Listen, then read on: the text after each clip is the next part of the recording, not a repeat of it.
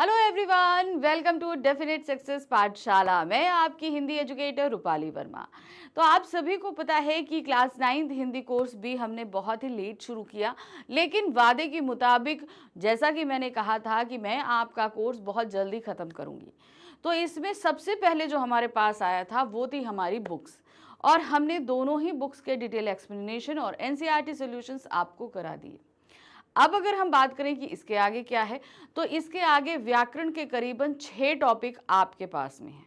तो इन 6 टॉपिक्स में हम बात कर रहे हैं, 2 टॉपिक आपको ऑलरेडी हम करा चुके हैं, जो कि कोर्स ए और बी दोनों में ही कंबाइंड है। वो टॉपिक है हमारे अर्थ की दृष्टि से वाक्य के भेद, और दूसरा हमारा टॉपिक है उपसर्ग और प्रत्यय।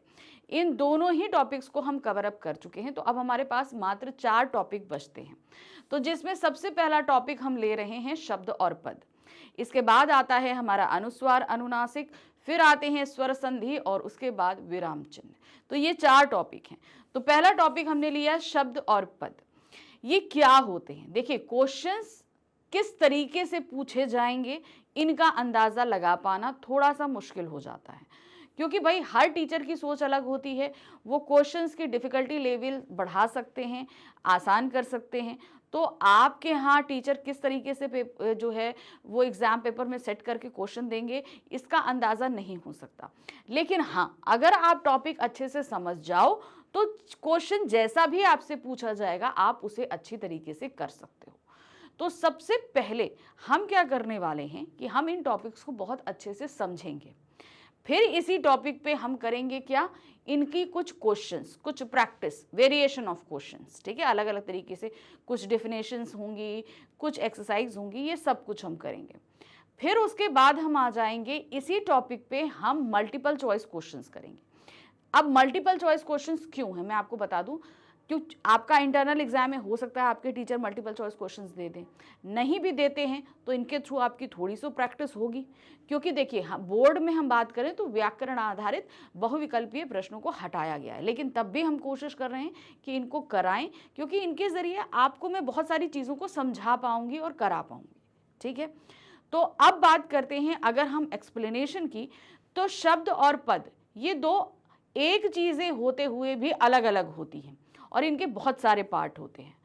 तो हमने क्या किया है, हमने इसी टॉपिक के लिए वीडियो को 2 पार्ट में डिवाइड कर दिया, ताकि आपको आसानी से एक में हम शब्द समझा सकें और दूसरे पार्ट में हम पद समझा सकें।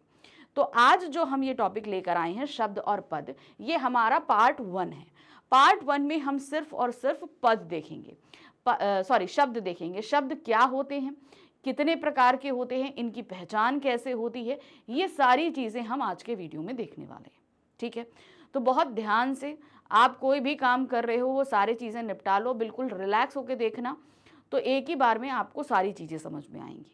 ठीक, चलिए शुरू करते हैं। आज है हमारा class 9th Hindi course B, व्याकरण का हमारा टॉपिक है शब्द और पद। ध्यान रखिएगा, व्याकरण के कुछ टॉपिक आपके कोर्स ए और बी दोनों में कंबाइंड है, कुछ कोर्स ए में आ रहे हैं, कुछ कोर्स बी में आ रहे हैं।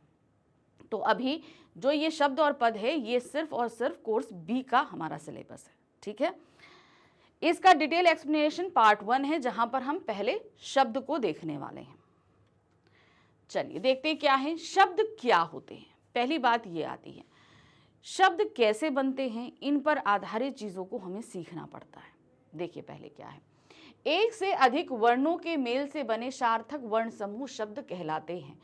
अब शब्द ये बन किससे रहे हैं, पहली बात है ये वर्ण क्या होते हैं। आपने वर्ण पढ़े हैं, छोटा बड़ा, छोटी ई बड़ी, ये स्वर होते हैं। का खा गा घा ये व्यंजन होते हैं। ये सारी चीज़ें हम लोग अभी तक पढ़ते हैं, क्लास 8th तक आपने ये बेसिक नॉलेज ले ली है कि स्वर व्यंजन क्या होते हैं, विसर्ग क्या होते हैं, ये सारी चीज़ें आपने पता कर ली हैं। अब इन्हीं बेसिस पे बनता है आपके पास शब्द। क्योंकि देखिए स्वर जो होते हैं, स्वर हमारे कौन से होते हैं, ध्यान दीजिए।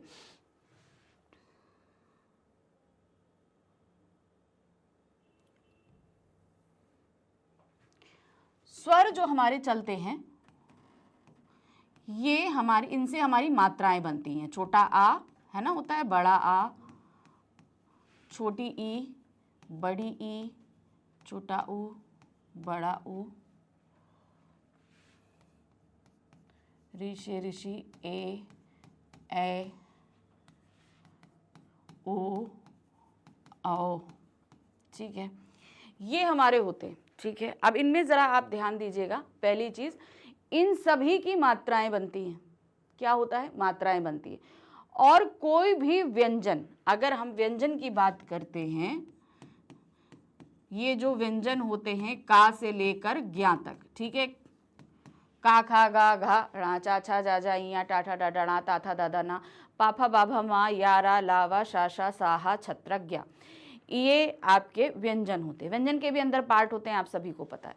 तो कोई भी व्यंजन बिना स्वर के हेल्प के नहीं बोले जाते हैं। ठीक है, कोई भी व्यंजन ले लो, बिना स्वर के बोले ही नहीं जाते हैं। सिंपल सी एक चीज़ है। अब इसको मैं बता दूं, जैसे हमें का है, अब इसमें आप बेसिक चीज़ें पहले आप समझ जाओगे तो आपके लिए आसानी होगी। जैसे कि हम पहला व्यंजन ले रहे हैं का, तो का में आप आ कैसे जोड़े हो? बिना व्यंजन के का कैसे होता है? इस तरीके से। जब हम छोटा आ इसमें लगा देते हैं, तब जब छोटा आ लगाते हैं तब ये क्या बनता है? का बनता है। अब उसके बाद अगर हम ये का में बड़ा आ लगाते हैं तो क्या बनता है? का बनता है। ठीक है, आप देख रहे हैं हम किस तरीके से मात्राएं लगा रहे हैं। फिर उसके बाद अगर हम का में कौन सा आया? छोटी ई, अगर हम छोटी ई लगाते हैं तो की ही बनता है। फिर अगर हम का में बड़ी ई लगाते हैं तो क्या बनता है? की बनता है। फिर का में अगर हम छोटा ऊ लगाते हैं, का में हमने छोटा ऊ लगाया तो क्या बना? कू बना। उसी तरीके से हम का में जब बड़ा ऊ लगाते हैं तो क्या बनता है? कू बनता है। ठीक है, मैं आपको सिर्फ एक के साथ हम ये बता रहे हैं कि किस तरीके से मात्राएं बनती हैं। अब हम जहाँ पर का में हम री से ऋषि लगाते हैं तो क्या बनता है? क्री बनता है। कृतज्ञ लिखते हैं ना, कृतज्ञ, देखो ऐसे बनता है। फिर उसके बाद हम अगर का में ए जोड़ते हैं तो क्या बनता है हमारा? सॉरी, का के, ठीक है, के बनता है। फिर उसके बाद हम आ जाइए, का में अगर हम ए जोड़ते हैं, का में हम ए जोड़ेंगे तो क्या बन जाएगा? कै बन जाएगा। ठीक है, देख रहे हैं ना हम किस तरीके से मात्राएं जोड़ें। ओ जोड़ेंगे तो को हो जाएगा। ठीक है, हम अगर ओ जोड़ेंगे तो क्या बन जाता है? को, और अगर औ जोड़ते हैं तो क्या बन जाता है? कौ। ठीक है, कौवा। तो इस तरीके से आप देख रहे हैं कि का में हमेशा स्वर, मतलब व्यंजन में हमेशा स्वर जुड़ते हैं और ये मात्राओं का स्वरूप लेते हैं। तो ये हमेशा ध्यान रखिए कि इसी फॉर्मूला से आपके शब्द भी बनते हैं। शब्द बनते कैसे, मेन हमने बोला ना कि शब्द कैसे बनते हैं। तो आप यहाँ पर देख रहे हो, मैंने का के साथ सारे व्यंजन सॉरी सारे स्वर जोड़कर उनकी मात्राओं को आपको समझा दिया कि इस तरीके से मात्राएं बनती हैं। अब यही चीज आप यहाँ पर समझो, इन्होंने क्या बोला? एक से अधिक वर्णों, वर्ण मतलब क्या हो गए? यानी कि व्यंजन ले लो, स्वर ले लो, ये सभी किसके अंदर? वर्ण के अंदर आते। वर्ण के ही भेद होते हैं स्वर और व्यंजन। के मेल से बने सार्थक, यानी कि अब हम जब उसको बनाएंगे तो वो सार्थक होना चाहिए, यानी कि अर्थ निकलना चाहिए। वर्ण समूह शब्द कहलाते हैं। अब ये सार्थक, अच्छा मैं इसको हटा रही हूँ, ये तो मैंने आपको समझा दिया है, अब मैं आगे समझाती हूँ। ठीक है, अब इन्होंने दो चीजें बोली हैं, सार्थक, सार्थक वर्ण समूह। अब ये सार्थक वर्ण समूह क्या होता है? ये एक बेसिक चीज है, क्योंकि शब्द दो तरीके के होते हैं, सार्थक और निरर्थक। सार्थक जिनमें जहां पर वर्णों को जोड़ने के बाद अर्थ निकले, निरर्थक जहां पर जोड़ने के बाद कोई भी अर्थ ना निकले। ये दो चीजें होती हैं, तो पहले इनको समझ लो। सबसे पहले अगर हम देखें सार्थक, सार्थक मतलब अर्थ के साथ, जिन जहां पर वर्णों को जोड़ने से आपके अर्थ निकलते हैं। ठीक है, अब जैसे हम जहां पर बोल रहे हैं का ल म, अब हमने ये शब्द जोड़े हैं। ठीक है, कलम, क्या हुआ? कलम। ठीक है, उसी तरह यहां पर हम बोलेंगे कमल भी होता है, दूसरा शब्द हमारा क्या होता है? कमल, कमल। ठीक है, अब जब हम इन शब्दों को जोड़ रहे हैं तो जोड़ने के बाद जब इसको हम पढ़ रहे हैं तो पढ़ते ही इसका अर्थ निकल रहा है, क्योंकि उससे रिलेटेड चीज हमें आ रही। जैसे हम बोल रहे हैं कलम, तो कलम हमको तुरंत आई, हाथ में हमारे कलम है, हमको समझ में, जैसे ही हमने पढ़ा कलम, हमने तुरंत अब उसकी पिक्चर अपने दिमाग में इमेजिन कर ली। ठीक है। दूसरा आया कमल, जैसे ही हमने यहाँ पर पढ़ा कमल तो हमारे सामने एक फूल तुरंत आ गया, यानी कि इन शब्दों के अर्थ निकल रहे हैं। अब हम आ जाते हैं निरर्थक। अब ये निरर्थक क्या होता है? निरर्थक का मतलब होता है जिसका कोई अर्थ नहीं निकले। जैसे कि हम बात करें मकल, ठीक है, हमने निकाला मकल। अब बताओ इस मकल का कोई मतलब निकल रहा है?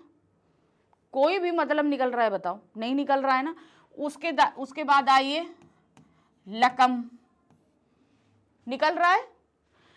इन शब्दों को पढ़ने के बाद इनका कोई मतलब ही नहीं निकल रहा, कोई अर्थ ही नहीं बन रहा इनको पढ़ने के बाद। अब अर्थ कैसे निकलेगा? मतलब जब हम कोई शब्द पढ़ें तो उसके बाद उस चीज की पिक्चर मेरे दिमाग में बननी चाहिए। हम जब कलम पढ़ रहे हैं तो पेन हमारे दिमाग में आ रहा है, जब हम कमल पढ़ रहे हैं तो हमारे दिमाग में लोटस फ्लावर आ रहा है। ठीक है। लेकिन हम मकल और लकम पढ़ रहे हैं तो हमारे दिमाग में कोई पिक्चर बन रही है? कोई भी पिक्चर बन रही है? नहीं बन रही है। तो इसका मतलब क्या हुआ? ये शब्द गलत है। क्यों? क्योंकि इनका अर्थ नहीं निकले। तो जहां पर शब्दों का कोई अर्थ निकलता ही नहीं वो निरर्थक शब्द होते हैं, बेसिक तौर पर वो शब्द होते ही नहीं। ठीक है। तो आपको सार्थक वर्ण समूह का मतलब समझ में आ गया, उन्हीं को शब्द कहते हैं। अब ये सार्थक का मतलब आ गया, लेकिन ये वर्ण समूह क्या होता है ये चीज अब आपको समझनी है। चलिए अब यहाँ पर वर्ण समूह आपको समझाते हैं। अभी मैं यहाँ पर भी आऊंगी, लेकिन पहले अब चूंकि ये थोड़ा सा डिफिकल्ट है मैं आपको थोड़ा आसान सा बताते हुए चलूंगी। ठीक है। जैसे कि हम यहाँ पर अभी हमने एक शब्द लिखा कमल। कौन सा शब्द लिखा? कमल। अब ये बना कैसे? क्वेश्चन ये आता है कि ये शब्द बना कैसे। कोई भी चीज होती है, जैसे हमारे सामने दाल भी आ रही है तो दाल डाला जाएगा, उसमें उसको पानी डाला जाएगा, उसमें हल्दी डाली जाएगी, उसमें नमक डाली जाएगी, तब कहीं जाकर दाल बनेगी। उसी तरीके से अगर ये कमल बना तो ये कैसे बना? ये भी एक क्वेश्चन है कि नहीं है? तो इसका क्वेश्चन ये है, मैंने क्या बताया, कोई भी शब्द स्वर और व्यंजन के मेल से ही बनता है, हमेशा ध्यान रखना। ठीक है। यहां पर आप देख रहे हो ये शब्द बना है तो ये का आया सबसे पहले, आप क्या देख रहे हो? ये का है।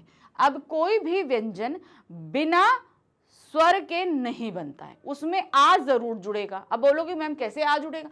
आ नहीं जुड़ेगा तो अगर मान लीजिए जैसे इसमें आप देख रहे हो एक शब्द में भी कोई मात्रा नहीं है तो आप बोलोगे स्वर नहीं है, नहीं, इसमें स्वर है। अब बोल के देखो, का मा ल आया, आ निकल रहा है हमेशा हर बार में, का के बाद आ निकल रहा है, माँ के बाद आ निकल रहा है, ला के बाद, जबकि इसमें तो कहीं पे भी आ की मात्रा नहीं है, क्योंकि हर व्यंजन के साथ छोटा आ स्वतः ही जुड़ा होता है। अगर उसमें कोई मात्रा जुड़ी है तो उसमें छोटा आ नहीं होगा। कैसे? देखो मैं बताती हूँ। सबसे पहले तो देखो इसमें छोटा आ कहाँ जुड़ा है। जब भी आप देखोगे इसके नीचे जब हम हलंत लगा देते हैं तो ये बिना स्वर के हो जाता है, का प्लस आ, फिर उसके बाद आया माँ, तो यहां पर क्या होगा? माँ प्लस आ,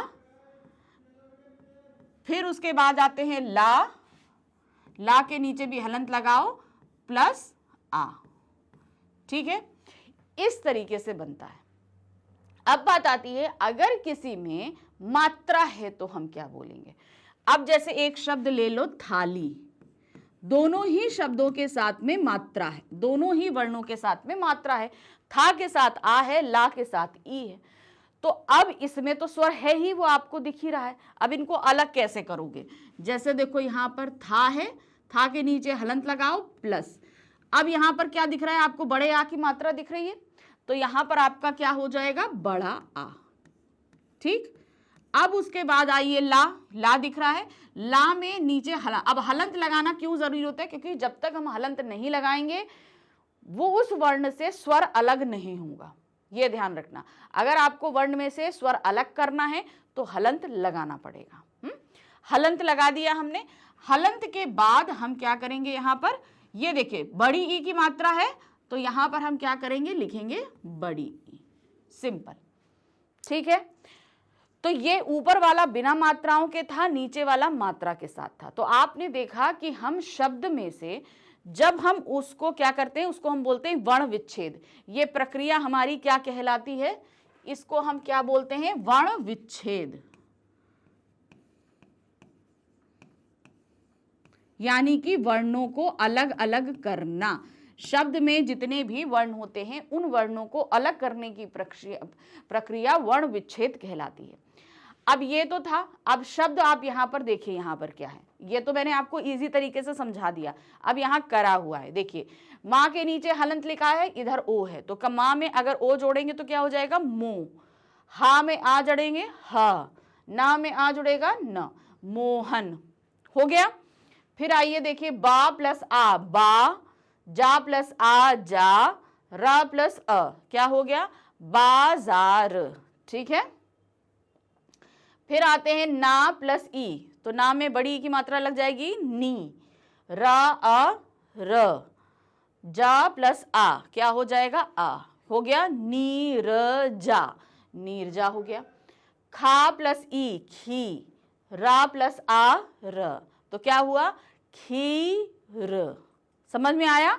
तो इस तरीके से शब्द बनते हैं। अब देखिए क्या है, यहां मोहन, बाजार, नीरजा, खीर शब्द एक से अधिक वर्णों के सार्थक मेल से बने हैं, अतः ये सभी शब्द हैं। तो समझ में आ गया शब्द कैसे बनते हैं, ये इनकी परिभाषा, ये इसकी परिभाषा है। ये जो आपको यहां से यहां तक दिख रही है, ये शब्द की परिभाषा है। अगर आपसे क्वेश्चन में पूछा जाए तो आप लिख सकते हैं, एक से अधिक वर्णों के मेल से बने सार्थक वर्ण समूह को शब्द कहते हैं। ठीक है, अब आते हैं शब्द वर्णों के मेल से बनते हैं। शब्द कैसे बनते हैं, वर्णों के मेल से बनते हैं। शब्द सार्थक वर्ण समूह या अक्षर समूह कहलाते हैं। ये क्या कहलाते हैं, शब्द समूह या अक्षर समूह होते हैं। वर्णों का वही सार्थक समूह शब्द कहलाता है जिसका प्रयोग स्वतंत्र रूप से हो। ठीक है, जैसे रमेश, शतरंज, राधा, पुस्तक, मेज। अब इन्होंने यहां पर आपको कुछ समझाना चाहा है। क्या, अब मैं इसे हटा देती हूं आपके लिए, नेक्स्ट आगे बताती हूं। जैसे कि अब यहां पर मैं एक ही बार में आपको दोनों चीजें शब्द और पद बता दूंगी, क्योंकि अगर मैं शब्द अकेले बताती हूं तो आपको पद जैसे लगेगा शब्द और पद एक ही है। ठीक है, अब यहां पर मैं सबसे पहले यहां पर लिखती हूं शब्द, और दूसरा हमारा क्या है, टॉपिक पद। वैसे तो मैंने आपको बोला था कि पद मैं अगली बार में बताऊंगी, लेकिन यहां पर भी बता देती हूं। ठीक है, जैसे कि हम यहां पर सिंपल से देख रहे हैं, यहां पर हमने 3 चीज लिखी थी, मोहन, बाजार, नीरजा, खीर। ठीक है, हम इन्हीं शब्दों को लेते हैं। जैसे हमने बोला मोहन, बाजार, नीरजा, खीर। अब ये सभी क्या हैं, स्वतंत्र हैं। अब आप बोलोगे स्वतंत्र मतलब मैम क्या हुआ, स्वतंत्र का मतलब ये सभी आजाद हैं। मोहन को आप एक सेंटेंस में इस्तेमाल कर सकते हो, बाजार को कहीं इस्तेमाल कर सकते हो, नीरजा को कहीं इस्तेमाल कर सकते हो। ये अभी तक आजाद है। ठीक है, तो ये सभी क्या कहला रहे हैं, शब्द कहला रहे हैं। ठीक है, लेकिन जैसे ही इसे हम किसी वाक्य में इस्तेमाल कर दें, कैसे, जैसे हम यहां पर बोलें मोहन और नीरजा बाजार से खीर खरीद कर लाए। ठीक है, अभी तक ये सभी शब्द क्या थे, इंडिविजुअल थे। जैसे ही हमने इन शब्दों को किसी सेंटेंस में इस्तेमाल किया तो ये सब क्या हो गए, ये सभी बंध गए। अभी तक आजाद थे, इन्हें कहीं पे भी इस्तेमाल करो। हम बोल सकते थे मोहन पढ़ रहा है, बाजार खुला हुआ है, नीरजा गाना गा रही है, खीर बहुत मीठी है। इन सभी को हम कहीं पर भी इस्तेमाल कर सकते थे, ये अभी आजाद है। ठीक है, लेकिन जैसे ही मैंने इन्हें इस सेंटेंस में इस्तेमाल किया, ये कैद हो गए, ये बंध गए। ठीक है। तो इस तरीके से ये शब्द जो अभी तक आजाद थे, मोहन, नीरजा, बाजार, खीर, ये सभी क्या हुए, एक सेंटेंस में प्रयोग होते ही पद बन जाते हैं। जब तक इनको आप किसी सेंटेंस में इस्तेमाल नहीं करेंगे तब तक ये शब्द कहलाएंगे, और जैसे ही इन्हें हम किसी सेंटेंस में इस्तेमाल कर देते हैं ये पद कहलाते हैं। अब इसको ऐसे समझिए, जब आप किसी स्कूल में होते हैं, जैसे आप सभी का स्कूल है, तो उस स्कूल में आप सभी क्या होते हैं, स्टूडेंट्स होते हैं। आपके स्कूल का जो कोई भी नाम हो, आप इस स्कूल के स्टूडेंट होते हैं। आप आज़ाद हैं उस समय, कहने का मतलब क्या है, आप आज़ाद हैं। लेकिन जैसे ही आप घर में आते हैं, आपकी अपनी आइडेंटिफिकेशन हो जाती है। आप जब स्कूल में रहते हैं तो आप जैसे बोलें कि हम सेंट जोसेफ कॉन्वेंट के स्टूडेंट हैं, आप सिर्फ इतना बोलोगे, आपकी आइडेंटिफिकेशन क्या है, एज अ स्टूडेंट है। चाहे आप हो, आपका फ्रेंड हो, आपकी क्या कहते हैं, आपकी कोई दूसरी फीमेल फ्रेंड हो, कोई भी हो, जितने भी लड़के या लड़कियां होंगे वो सब उस स्कूल के स्टूडेंट होंगे, यानी कि सब क्या हो जाएंगे, वो शब्द की कैटेगरी में आ जाएंगे। लेकिन जब सब आप अपने अपने घर पहुंचते हैं, ठीक है, तो आपका एक नाम हो जाता है, आप किसी के बेटे हो जाते हैं, आप किसी की बेटी हो जाते हैं, किसी के नाती हो जाते हैं, किसी के पोते हो जाते हैं, किसी के भाई हो जाते हैं, किसी के बहन हो जाते हैं। तो उस जगह आपकी एक आइडेंटिफिकेशन हो जाती है। तो उस जगह पर आप क्या है, एक परिवार में आप एक अपनी पहचान बना लेते हैं। वो होता है पद की कंडीशन, क्योंकि ये शब्द जब पद बनते हैं तो इनकी आइडेंटिफिकेशन हो जाती है कि मोहन और नीरजा यहाँ पर क्या है। अब जैसे यहाँ पर मोहन नीरजा की बात करें तो ये दोनों ही संज्ञा हैं, कर्तवाच्य हैं, कर्ता कारक है, एक स्त्रीलिंग है, एक पुल्लिंग है। तो सबकी अपनी अपनी पहचान हुई कि नहीं हुई। तो जब कभी भी शब्द किसी भी वाक्य में इस्तेमाल होगा तो वो पद कहलाता है। अब चूंकि हम बात कर रहे हैं शब्द की, तो अब हमें ये देखना है कि ये शब्द कितने प्रकार के होते हैं। तो समझ में आ गया, शब्द वर्णों के मेल से बनते हैं, शब्द सार्थक वर्ण समूह या अक्षर समूह होते हैं। यह भी एक परिभाषा है। वर्णों का वही सार्थक समूह शब्द कहलाता है जिसका प्रयोग स्वतंत्र रूप से होता है, यानी कि जब तक ये स्वतंत्र हैं तब तक ये क्या कहलाते हैं, शब्द कहलाते हैं।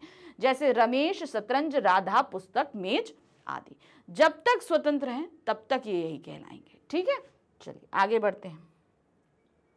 शब्दों का वर्गीकरण। अब शब्द का वर्गीकरण होता है। अब जब ये शब्द तो होते हैं, ये कहाँ कहाँ से आ रहे हैं, कैसे कैसे बन रहे हैं, ये सारी चीजें भी जाननी होती हैं। देखिए क्या है, शब्दों का वर्गीकरण निम्नलिखित 4 आधारों पर किया जाता है। पहला है स्रोत या उत्पत्ति के आधार पर, यानी कि ये कहाँ से आए हैं, ठीक है, इनकी उत्पत्ति कैसे हुई है। जैसे नदी है, अब नदी का स्रोत जैसे हम लोग मानते हैं गंगा नदी का जो स्रोत है वो क्या है, गोमुख है, गोमुख से निकलती है, उसका वहां से उद्गम स्थान है, वो वहां से निकल रही है। तो किसी भी चीज की उत्पत्ति जहां से हुई है वो। नेक्स्ट आते हैं रचना के आधार पर। कुछ शब्दों की रचना की जाती है, यानी कि उनको बनाया जाता है। दूसरा आता है अर्थ के आधार पर। जब वो शब्द बना लेते हैं तो उनके आधार पर उनका वर्गीकरण होता है। फिर आते हैं व्याकरणीकरण प्राकार के आधार पर। हर शब्द का एक व्याकरण परिचय होता है उसके आधार पर। ठीक है, तो ये 4 होते हैं शब्दों के वर्गीकरण। अब ये आपको याद करने पड़ेंगे, ध्यान रखना। स्रोत या उत्पत्ति के आधार पर, रचना के आधार पर, अर्थ के आधार पर और व्याकरणीकरण प्राकार के आधार पर। ये 4 चीजें आपको याद करनी पड़ेंगी। इन आधार पर शब्दों का वर्गीकरण होता है। अब इनमें भी आप देखेंगे, अब इनमें हम लेकर चलेंगे। ठीक है, अब इनके भी उपभेद होंगे। अभी तो हमने क्या वर्गीकरण देखा, अब इनमें कैसे कैसे होते हैं। सबसे पहले हम आएंगे, आपने कॉमनली सुना होगा तत्सम, तत्भव। अब हिंदी भाषा ऐसी भाषा है जिसमें बहुत अलग अलग भाषाओं के शब्द आए हैं, जिसमें संस्कृत के भी आए हैं, बाहरी कुछ भाषाओं के भी शब्द आए हैं। तो यही आपके स्रोत या उत्पत्ति के आधार पर होते हैं। जैसे आप देखोगे, स्रोत या उत्पत्ति के आधार पर शब्दों के 5 भेद होते हैं। सबसे पहला है आपका तत्सम शब्द। तत्सम शब्द क्या होते हैं? तत्सम शब्द 2 शब्दों से बना है, तत् प्लस सम, अर्थात उसके समान। ठीक है, किसके मतलब? उसके समान। अतः वे शब्द जो संस्कृत से लिए गए हैं और बिना किसी परिवर्तन के अपने मूल रूप में ही हिंदी में प्रयोग किए जाते हैं तत्सम शब्द कहलाते हैं। यानी कि आप सभी को पता है हमारी इस हिंदी भाषा का उद्गम कहाँ से हुआ है? संस्कृत से हुआ है। तो संस्कृत सबसे प्राचीन भाषा है, उसके बाद वो अपभ्रंश बनी और फिर बाद में काफ़ी सुधारों के बाद वो हिंदी बनी। तो अब अगर हम बात करें तो हिंदी के बहुत सारे शब्द जो हैं कहाँ से आते हैं? संस्कृत से आते हैं। तो जो शब्द संस्कृत से एज इट इज ले लिए जाते हैं उनमें कोई बदलाव नहीं किया जाता। जैसे कि हमने बोला आग, आग क्या होता है? उसको संस्कृत में अग्नि बोलते हैं। अब अग्नि को हम अगर एज इट इज अग्नि ही लिखें तो वो क्या हो गया? तत्सम शब्द हो गया। ठीक है, वो क्या हो जाता है? तत्सम शब्द हो जाता है। जैसे हमने यहाँ बोला है अग्नि, मात्र, पितृ, सूर्य, सत्य, छात्र, निपुण, पत्र, वायु आदि। तो ये सब संस्कृत में एज इट इज इस्तेमाल किए जाते हैं और उन्हें हम हिंदी में ले लेते हैं, वो हमारे कहलाते हैं तत्सम शब्द। अब दूसरे आते हैं तद्भव शब्द। तद्भव क्या होते हैं? तद्भव शब्द दो शब्दों से बना है, तत् प्लस भव, अर्थात उससे बना, यानी कि उससे उत्पन्न। अब वे शब्द जो संस्कृत के हैं लेकिन उनमें थोड़ा सा बदलाव करके हम उन्हें हिंदी में इस्तेमाल कर लेते हैं, वो तद्भव कहलाता है। बेसिक उनका उद्गम स्थल जो है संस्कृति है, लेकिन हमने क्या किया? बीच में उसमें बदलाव कर दिया और फिर उसे संस्कृत में हिंदी में इस्तेमाल किया, तो वो बन जाते हैं तद्भव। जैसे यहाँ दिया है अतः वे संस्कृत शब्द जो हिंदी में कुछ परिवर्तन के साथ प्रयोग किए जाते हैं तद्भव कहलाते हैं, यानी कि जिनमें हम बदलाव करते हैं। जैसे यहाँ पर अग्नि था संस्कृत में, हिंदी में हमने क्या कर दिया? आग कर दिया। संस्कृत में मात्र होता है, हिंदी में हमने माता कर दिया। संस्कृत में पितृ होता है, हिंदी में हमने उसे पिता कर दिया। संस्कृत में सूर्य होता है, हिंदी में हमने सूरज कर दिया। फिर उसके बाद आइए जैसे अक्षी, अब आंख संस्कृत में हम क्या बोलते हैं? अक्षी बोलते हैं और हिंदी में हम क्या बोलेंगे? आंख बोलेंगे। उसी तरह आंसू, आंसू भी हमारा क्या हो गया? आपका अश्रु होता है, क्या बोलते हैं हम? अश्रु बोलते हैं, अश्रु बोलते हैं ना, संस्कृत में अश्रु होता है, हिंदी में हम आंसू बोलते हैं। भात्र, संस्कृत में भाई को क्या बोलते हैं? भात्र बोलते हैं, हिंदी में हमने भाई कर दिया। तो इस तरीके से ये शब्द संस्कृत में कुछ और थे जिनमें हमने थोड़ा बहुत बदलाव कर दिया और हिंदी में इस्तेमाल कर लिया, तो ये शब्द आपके कहलाते हैं तद्भव। तो संस्कृत वाले शब्द तत्सम और जब बदलाव करके इस्तेमाल किया तो वो क्या हो गए? तद्भव। अब इसमें तत्सम और तद्भव के कुछ हम देख लेते हैं, इस प्रकार होते हैं, क्योंकि हमने बताया ना कि भाई कुछ संस्कृत के होते हैं और उन्हीं में तब्दीली करके हम उसको हिंदी में ले आते हैं। अब ध्यान से देखिए, जैसे हम तद्भव यानी कि हिंदी में हम आम बोलते हैं, फल होता है आम, संस्कृत में क्या बोला जाता है? उसे आम्र। तो देखिए फर्क किया गया ना। फिर आते हैं हिंदी में हम लोग पंछी बोलते हैं, जबकि संस्कृत में क्या होता है? पक्षी। उसी तरह आप उसमें क्या बोलते हैं? खग भी बोलते हैं, है ना, क्या बोलते हैं? खग। फिर आते हैं किसान, हिंदी में हम किसान बोलते हैं जबकि संस्कृत में कृषक बोला जाता है। फिर आते हैं हिंदी में बोलते हैं हम क्या? कचहरी, और जब से होता है कृत ग्रह। आग अग्नि, आंसू अश्रु, कपोत कबूतर। तो अब उसके बाद में आते हैं, अच्छा यहाँ पर ये थोड़ा सा उल्टा हो गया, ध्यान दीजिएगा, ये गड़बड़ हो गया, एक मिनट।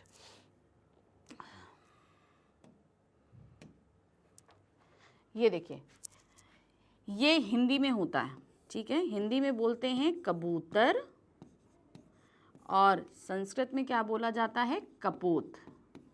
आप सभी ने संस्कृत पढ़ी है, आपको पता होगा। हिंदी में हम बोलते हैं गांव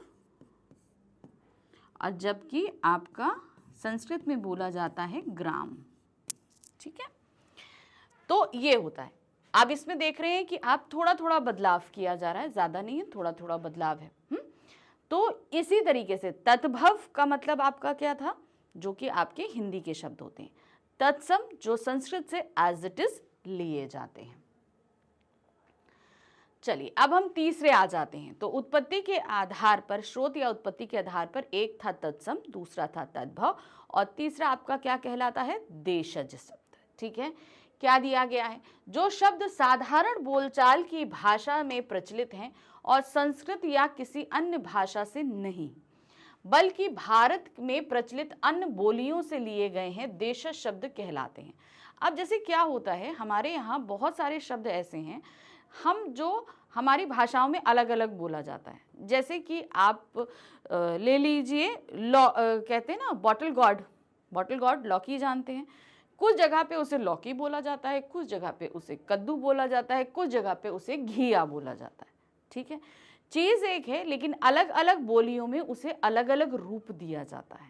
तो ये हर जगह पर कुछ अलग अलग तरीके से बोला जाता है। ठीक है, अभी खाने पीने की चीज़ें भी होती हैं उनमें। ठीक है, अब आप अगर बंगाल में जाओ तो रसगुल्ले को क्या बोलते हैं, छेना बोलते हैं। यहाँ पर रसगुल्ला रसगुल्ला होता है। तो हर जगह पर जो बोलियां होती हैं उनमें एक ही शब्दों को अलग अलग तरीके से जाना जाता है। अब क्या किया हमारी हिंदी भाषा में, हमने क्या किया, अलग अलग इन भाषाओं के शब्दों को भी शामिल कर लिया। अलग अलग बोलियों के, भाषा कह रही हूँ सॉरी, अलग अलग बोलियों के शब्दों को भी हमने शामिल कर लिया। तो ये हैं भारत की ही बोलियां और इन्हें हमने अपनी भारतीय भाषा हिंदी में शामिल किया। इसलिए ये शब्द क्या कहला रहे हैं, देशज, यानी कि अपने ही देश की बोलियों से लिए गए शब्द। अब इनमें क्या है, जैसे देखिए, जूता, लड़का, डिबिया, खिड़की, खड़ाऊं, झाड़ू, झुग्गी, घोंसला, आंख फोड़, घुड़कियां, फटकार। ठीक है, तो ये सब हमारे ही भारत में जो बोलियां हैं उन्हीं में से लिया गया है। अब आ जाते हैं विदेशज शब्द, यानी कि जो विदेशी भाषा से लिए गए हैं। अब हिंदी भाषा में विदेशी भाषा भी शामिल है। अब इसका सबसे बड़ा रीजन क्या है, देखिए, हमारे देश पे मुगलों का शासन रहा, जिसकी वजह से अरबी, फारसी और उर्दू आई। ठीक है, ये भाषाएं हमारे भारत में बहुत टाइम तक इन लोगों ने इस्तेमाल करी, जिसकी वजह से इन भाषाओं के शब्द हमारी हिंदी भाषा में आ जाए। फिर इसके बाद क्या हुआ, हमारे यहाँ अंग्रेज आए, वो भी बहुत टाइम तक रहे, तो उनके अंग्रेजी शब्द भी हमारी हिंदी भाषा में शामिल हो गए। तो ये सब विदेशी भाषाएं थी जिनमें से कुछ शब्द बोलते बोलते हमारी हिंदी भाषा में शामिल हो गए। ठीक है, चलिए देखते हैं क्या है। जैसे हम बोल रहे हैं ऐसे शब्द जो विदेशी भाषाओं जैसे अंग्रेजी, अरबी, फारसी, तुर्की, फ्रांसीसी, आप सभी को पता है हमारे यहाँ फ्रांसीसी भी आए, पुर्तगाली भी आए, अंग्रेज़ भी आए और क्या कहते हैं मुगल्स आए, जो अपने साथ उर्दू, अरबी, फारसी लेकर आए। तो बाहरी बहुत सारे देश के लोग आए, जिसकी वजह से हमारे में इतनी भाषाएं शामिल हुई। ये से हिंदी में लिए गए हैं विदेशित शब्द कहलाते हैं। अब जैसे दिया है मशीन, स्कूल, पैंट, चश्मा, टाइम टेबल, स्पेशल, लाश, हाशिया, जमात, हर्फ, स्कीम आदि। विदेशी शब्दों को आगत शब्द भी कहते हैं। तो अब ये जो विदेशी शब्द हैं इन्हें हम क्या कहते हैं, आगत शब्द, यानी कि दूसरी भाषाओं से हमारी भाषा में आने वाले शब्द आगत शब्द भी कहलाते हैं। ठीक है, तो ये करीबन 4 तरीके के शब्द होते हैं स्रोत या उत्पत्ति के आधार पर। ठीक है, कौन कौन से, तत्सम, तद्भव, देशज, विदेशज। बार बार याद करो, बार बार बोलो, तो ये सारी चीजें तुम्हें लर्न नहीं करनी पड़ेंगी, अपने आप दिमाग में बैठ जाएंगी। ठीक है, वर्गीकरण है, वर्गीकरण 4 तरीके के हैं, स्रोत या उत्पत्ति के आधार पर, रचना के आधार पर, अर्थ के आधार पर और व्याकरणीकरण प्राकर्य के आधार पर। जिसमें सबसे पहले हमने पढ़ा स्रोत या उत्पत्ति के आधार पर, जिसके 4 प्रकार हैं। पहला है तत्सम, दूसरा तद्भव, देशज, विदेशज, ये 4। ठीक है, चलिए अब आते हैं हम इसमें, अच्छा विदेशज शब्द हम कुछ देख लेते हैं। ठीक है, अब कुछ विदेशी शब्द के उदाहरण भी हमें देखने पड़ेंगे। जैसे मैंने बोला अरबी है, फारसी है, तुर्की है, उर्दू है, अंग्रेजी है, ये सभी विदेशी भाषा है। तो इनके शब्द आए हैं तो शब्द भी तो देखने हैं। तो चलिए देखिए, अरबी भाषा में जो शब्द हिंदी में लिए गए हैं वो हैं अजब, अमीर, अक्ल, तमाम, तरक्की आदि। ठीक है, फिर उसके बाद हम आते हैं फारसी शब्द। फारसी भाषा से जो शब्द लिए गए हैं वो कौन से हैं, आतिशबाजी, कबूतर, गुलाब, जागीर, मुफ्त आदि। ठीक है, फिर आते हैं तुर्की। तुर्की से जो लिए गए वो कौन से हैं, उर्दू, मुगल, काबू, आका, चमचा, तोप आदि। ये सभी तुर्की भाषा के शब्द हैं। फिर आते हैं पुर्तगाली। पुर्तगाली में है आल्पिन, अलमारी, तंबाकू, काजू, गमला आदि। ये सभी कौन से हैं, पुर्तगाली, जिन्हें पोर्चुगीज बोलते हैं ना। गोवा में आए थे, आप सभी को पता है, आप अभी भी जाओगे तो पोर्चुगीज जो है कल्चर आपको वहाँ पे अभी भी दिखेगा। तो वो हैं पुर्तगाली लोग। फिर आते हैं अंग्रेजी। अंग्रेज भी हमारे देश में बहुत टाइम तक रहे। तो वो क्या है, उनमें है जैसे अफसर, इंजन, डॉक्टर, अस्पताल, टेलीविजन आदि। तो ये सभी क्या हैं आपके इंग्लिश के शब्द हैं, जिन्हें हम पूरा खुल्लम तौर पर, हम हिंदी जो बोलते हैं उसमें ऐसे बहुत सारे अंग्रेजी शब्दों का इस्तेमाल करते हैं।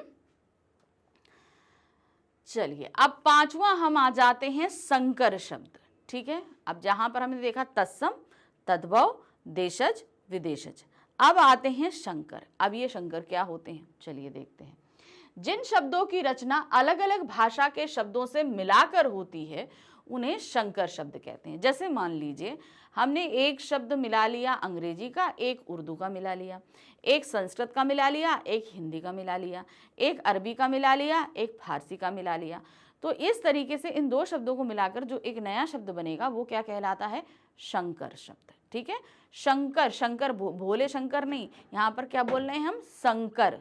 शा और सा फर्क पकड़िए, संकर है, सा है, शंकर नहीं है। ठीक है, अब आते हैं जैसे वर्ष। वर्ष शब्द क्या है, संस्कृत का शब्द है।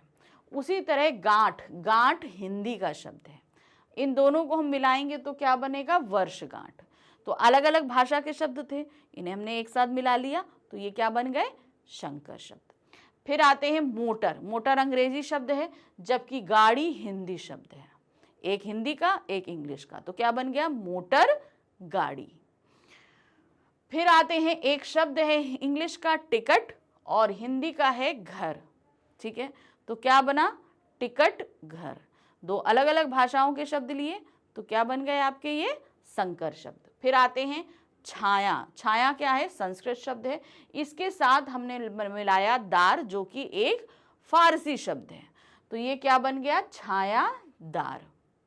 अब आते हैं अखबार जो कि है एक फारसी शब्द, उसके साथ हम मिला रहे हैं हिंदी का शब्द वाला, तो क्या हो गया, अखबार वाला। तो ये बना क्या, संकर शब्द। तो दो अलग अलग भाषाओं के शब्दों को जब हम एक साथ मिलाते हैं तो वो बनते हैं संकर शब्द। तो हमने पहला वर्गीकरण देख लिया जिसके अंदर हमने 5 शब्दों के वर्गीकरण देखे, तत्सम, तद्भव, देशज, विदेशज और संकर। ठीक है, तो ये हमारा पहला वर्गीकरण खत्म हुआ स्रोत या उत्पत्ति के आधार पर। अब हम बढ़ते हैं रचना के आधार पर। ठीक है, रचना के आधार पर देखिए यहाँ पर क्या है, रचना के आधार पर शब्दों के 3 प्रकार होते हैं। कितने, 3 प्रकार, रूढ़, यौगिक और योग रूढ़ शब्द। ठीक है, ये 3 होते हैं। अब ये होते क्या हैं, चलिए इनको समझ लेते हैं। वे शब्द जिनके खंड करने पर कोई अर्थ ना निकलता हो और जो पूर्ण रूप से स्वतंत्र हो, रूढ़ शब्द कहलाते हैं। चलिए अब यहां पर हम क्या है, हमारे पास एक शब्द है, अब अगर हम उसको तोड़ें, तोड़ के उनको जब हम अलग अलग कर दें तो उन अलग अलग शब्दों का कोई अर्थ निकले ही नहीं, तो वो कहलाते हैं क्या, रूढ़ शब्द, क्योंकि वो अपने आप में ही पूर्ण है। चलिए देखिए कैसे करेंगे इसको। सबसे पहले हम यहां पर, जैसे इन्होंने बोला है, कल शब्द के खंड कर देने पर यह का और ला अर्थहीन हो जाते हैं। ठीक है, अब जैसे ये कल शब्द है, अब कल शब्द को अगर हम बांटते हैं, अगर इसके हम खंड करते हैं तो क्या बनेगा, का ला। अब इन दोनों का इंडिविजुअली अर्थ निकालिए, इंडिविजुअली कोई अर्थ निकल रहा है, बिल्कुल भी नहीं निकलेगा। तो जब अर्थ ही नहीं निकला, जब तोड़ने के बाद उनका कोई अर्थ नहीं निकलता, तो वो क्या हो जाता है, आपका रूढ़ शब्द हो जाता है। अब इसमें से कोई भी शब्द ले लो, जैसे हम ले लेते हैं पुस्तक। ठीक है, अब हमने क्या लिया, पुस्तक, खंड कर दीजिए इसके, क्या हो जाएगा, पुस, और यहां हो जाएगा तक। अब बताइए इनका कोई अर्थ निकल रहा है, पुस का कोई शब्द अर्थ निकल रहा है, नहीं, तक का अर्थ निकल रहा है। तक भी अपने आप में अधूरा शब्द है, क्योंकि हम उसको बोलेंगे जब तक, अब तक, जा तक, तो तक भी तब तक पूर्ण है जब तक ये किसी के साथ लगता नहीं है, तो अभी ये अपने आप में अपूर्ण है क्योंकि इसका कोई अर्थ निकल ही नहीं रहा है। दूसरा शब्द ले लीजिए, यहां पर कोई भी ले लीजिए, जैसे आदमी है,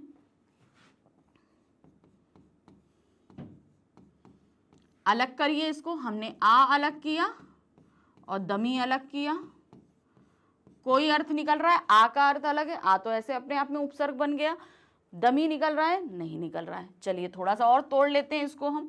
जैसे हम बोलेंगे यहाँ पर आद बोलेंगे और यहाँ मी बोलेंगे, मिल निकल रहा है अलग अलग अर्थ, नहीं निकल रहा। तो बेसिकली जब आप ये देखेंगे किसी भी शब्द को हम तोड़कर अलग अलग भागों में करते हैं और उनका कोई भी अर्थ नहीं निकलता है तो वो हमारे रूढ़ शब्द कहलाते हैं, ठीक है। और ये सभी अपने आप में स्वतंत्र होते हैं। चलिए नेक्स्ट आ जाते हैं यौगिक शब्द। ये क्या होते हैं? वे शब्द जो दो या दो से अधिक शब्दों या शब्दांशों से बने हों और जिनका अर्थ इनमें शामिल शब्दों के अर्थ पर आधारित होता है, यौगिक शब्द कहलाते हैं। चलिए देखते हैं हम यहाँ पर क्या होता है। कहने का मतलब है हम कोई भी ऐसा शब्द लें कि पहली बात तो है कि जब हम इनको अलग करें तो इनका अलग अलग अर्थ निकलना चाहिए, बेसिक समझना, ठीक है। जब हम इनको अलग करें तो इनका अपना अलग अलग अर्थ निकले, और जो इनका एक अलग अलग अर्थ आ रहा है और जब इनको हम जोड़ दें तो भी अर्थ इनका सेम ही होना चाहिए। जैसे हमने यहाँ पर बताया, देखिए क्या है, दो अधिक शब्दों या शब्दांशों, दो अलग अलग शब्द हैं, एक है देश और दूसरा है भक्ति, तो दो अलग अलग शब्द हैं, ठीक है। अब इनको जोड़ने पर बन रहा है देश के लिए भक्ति या देश भक्ति, ठीक है। कुछ भी आप लिखो, अर्थ तो देश के लिए भक्ति ही निकलेगा, जिनका अर्थ इनमें शामिल अर्थों के आधार पर हो। अब इनमें शब्द क्या लिया गया? देश। देश का मतलब हमारी कंट्री, भक्ति के मतलब हमारी उनकी आस्था। अब जब इनको जोड़कर हम बना रहे हैं तो भी अर्थ यही निकल रहा है ना। देश का अर्थ भी निकल रहा है हमारा देश, और भक्ति का मतलब हो रहा है आस्था। जब जोड़ निकाल रहे हैं तो देश के लिए भक्ति, यानी कि जो इन शब्दों का जब हम स्वतंत्र रूप में अर्थ देख रहे हैं वही है, और जब इनको हम जोड़ रहे हैं तो भी इनका अर्थ वही है। समझ में आया? अब देखिए बहुत सारे शब्द ऐसे होते हैं कि जब हम ये अलग अलग होते हैं तो इनका अर्थ कुछ और होता है, और जब इन्हें हम जोड़ देते हैं तो इनका अर्थ कुछ और निकल जाता है। लेकिन यहाँ पर आपको ध्यान देना है, जब ये अलग अलग जो अर्थ रख रहे हैं, जोड़ने के बाद भी उनका अर्थ वही रहना चाहिए, अर्थ में बदलाव नहीं होना चाहिए, ठीक है। जैसे आप यहाँ देख रहे हैं विद्या प्लस आलय। विद्या का मतलब क्या होता है? आपको ज्ञान। आलय का मतलब क्या होता है? वो स्थान जहाँ पर कोई भी स्थान किसी के लिए, जैसे रसोई, क्या कहते हैं आप, आलय का मतलब होता है रहने का घर, घर जिसको हम बोलते हैं। तो विद्यालय यानी कि विद्या का घर, ठीक है। विद्या और आलय, विद्या मतलब ज्ञान, आलय मतलब घर। अब जब हम इसको साथ कर रहे हैं तो क्या हो रहा है? विद्यालय यानी कि क्या हो गया? विद्या का आलय यानी कि विद्या का घर, मतलब तो वही निकल रहा है, विद्या का घर यानी कि जहां से हमें विद्या प्राप्त हो रही है। तो अलग अलग जो इसका अर्थ है, जब इसे हम कंबाइंड कर रहे हैं तो भी इसका अर्थ यही है। जैसे हम देख रहे हैं विद्यालय शब्द विद्या व आलय शब्दों के योग से बना है। विद्या का अर्थ है ज्ञान और आलय का अर्थ है घर, अर्थात ज्ञान का घर, ठीक है। तो यहाँ पर भी वही हो रहा है, ज्ञान का घर। जो उसका अलग अलग अर्थ था वही हम उसको जोड़ रहे हैं तो भी उसका अर्थ वही निकल रहा है, अर्थ में बदलाव कहीं पे भी नहीं होगा, ठीक है। तब वो कहलाते हैं आपके यौगिक शब्द। नेक्स्ट आते हैं योग ऋण शब्द। अब ये क्या होते हैं? चलिए देखते हैं। कुछ शब्द ऐसे होते हैं जिनमें ऋण तथा यौगिक दोनों शब्दों की विशेषताएं होती हैं। कहने का मतलब क्या है? ऋण शब्द की विशेषता क्या थी? इन्हें जब हम अलग करते हैं तो ये अलग अलग अपने अर्थ को खो देते हैं, मतलब इनका कोई अर्थ नहीं निकलता। यौगिक का मतलब क्या होता है? दो अलग अलग शब्दांशों से जोड़े गए हैं जिनके दो अलग अलग अर्थ हैं, और जब इनको हम जोड़ते हैं तो उनका अर्थ भी वही रहता है। अब कहेंगे मैम ये तो दो अपोजिट चीजें हैं, इसका मतलब क्या हुआ? चलिए देखते हैं। यौगिक शब्दों के समान इनके सार्थक खंड या टुकड़े किए जा सकते हैं। पहली चीज समझिएगा, दोनों की विशेषताओं का मतलब है कि यौगिक की तरह हम इनके दो अलग अलग खंड कर सकते हैं, ठीक है। फिर आता है परंतु इनके अर्थ शब्द में शामिल खंडों पर आधारित ना होकर एक विशेष अर्थ का बोध कराते हैं। वे उसी अर्थ के लिए रूढ़ हो जाते हैं। फिर क्या होता है? वे उसी शब्द के लिए रूढ़ हो जाते हैं। अब इसका तात्पर्य क्या है? चलिए अब इसको हम समझते हैं, इसका मतलब क्या होता है। अब जैसे यहाँ पर हम बोल रहे हैं हिमालय, ठीक है, इन्होंने क्या बोला, पहली शर्त क्या है, यौगिक और ऋण दोनों का कॉम्बिनेशन होना चाहिए, ठीक है। तो यौगिक का पहला क्या है, इनको हम अलग अलग कर सकते हैं, दिया है इन्होंने, इनके सार्थक खंड टुकड़े किए जा सकते हैं। अब सार्थक खंड इनके हम कैसे करेंगे, देखिए जैसे इन्होंने यहां पर बोला पंकज, ठीक है, पहला क्या है, यहां पर पंकज लिया है। अब इस पंकज का मतलब समझिए, ठीक है, इन्होंने क्या बोला, इनमें पंकज शब्द पंख और जा से मिलकर बना है। इसमें पंख का अर्थ है कीचड़। अगर हम अलग करें तो जरा ध्यान दीजिएगा, क्या दिया है, पहला शब्द है पंख और ये जा, इन दोनों के खंड हुए, तो यौगिक वाला तो आ गया, ठीक है, एक हुआ पंख और दूसरा हुआ जा। तो यानी कि ये जो पहला था, यानी कि यौगिक शब्द की विशेषता आ गई यहां पर, ठीक, यौगिक शब्द की विशेषता आ गई, ठीक है। अब आते हैं, इनमें पंख का अर्थ है कीचड़ और जा का अर्थ है जन्म लेने वाला, ठीक है। यानी कि अब हम इसके अर्थ पर अगर जाएं तो इसका अर्थ भी अपने अपने में निकल रहा है, ठीक है। पंख का मतलब होता है कीचड़ और जा का मतलब होता है जन्म लेने वाला, ठीक है। क्योंकि भाई क्या होता है, कमल को हम कीचड़ में ही जन्म लेते देखते हैं, इसलिए हम उसको इस्तेमाल करते हैं, ठीक है। अर्थात कीचड़ में जन्म लेने वाला। अब इसका कंबाइंड अर्थ क्या निकल रहा है, कीचड़ में जन्म लेने वाला। फिर आते हैं, कीचड़ में मछलियां, सीप, घोंगे, कमल आदि पैदा होते हैं, परंतु कमल को ही पंकज कहते हैं, किसी अन्य को नहीं। पंकज कमल के अर्थ में रूढ़ है, समझ में आया। तो हम पंकज शब्द सिर्फ, अब कीचड़ में जन्म लेने वाले तो बहुत सारे हैं, है कि नहीं है, क्या है, इसको क्या कहते हैं, हम बोलेंगे कि पंकज जो है, पंकज यानी कि कीचड़ में जन्म लेने वाले बहुत सारे कीड़े मकोड़े भी होते हैं, सीप भी होता है, बहुत सारी चीजें हैं, बैक्टीरिया होते हैं जो सब कीचड़ में जन्म लेते हैं। तो क्या हम सभी को पंकज बोलेंगे, नहीं, हम सिर्फ कमल को बोलते हैं। अब इसी तरीके से आइए, अब इसी तरीके से अगर हम देखें, दूसरा शब्द हमारा क्या है, वो है हिमालय। अब इसको खंड करो तो क्या हो जाएगा, हिम प्लस आलय, ठीक है। चलो देखते हैं, अब इसको हम अलग अलग कर लेते हैं, हिम, ठीक है, हिम, और दूसरा है आलय। अब हिम का मतलब क्या होता है, बर्फ, ठीक है, क्या होता है, बर्फ। आलय का मतलब होता है घर। अब अगर इस हिमालय का अर्थ हम निकालें तो क्या बनता है, बर्फ का घर, ठीक है, बर्फ का घर। अब हिमालय के लिए बर्फ का घर क्यों कहा गया, क्योंकि हिमालय की चोटियां हमेशा बर्फ से ढकी रहती हैं, इसलिए। लेकिन पर्टिकुलर एक श्रृंखला को ही हिमालय कहा जाता है।